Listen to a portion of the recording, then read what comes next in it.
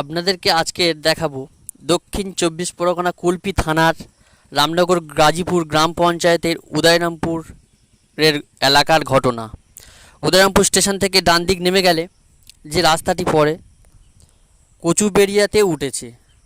দেখুন, সোজা গেলে ডায়মন্ড হারবার।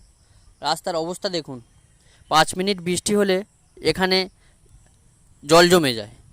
বাচ্চারা স্কুলে ঠিকমতো আসতে পারে না। এখানে 3টে স্কুল আছে, উদয়রামপুর জনকল্যাণ বিদ্যানিকেতন হাই স্কুল, পাশেও আছে প্রাথমিক বিদ্যালয়, সামনে আছে আজাদ মিশন বাচ্চাদের কেজি স্কুল।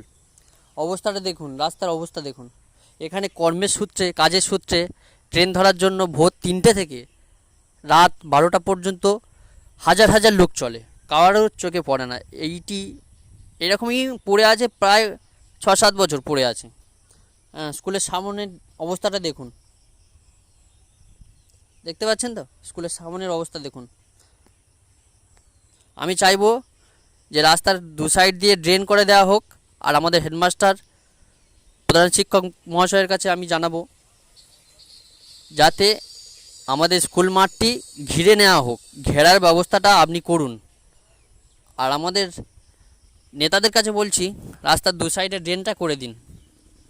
আর মাঠটি দেখুন, মাঠের অবস্থা দেখুন, খেলাধুলা তো বন্ধ হয়ে গেছে।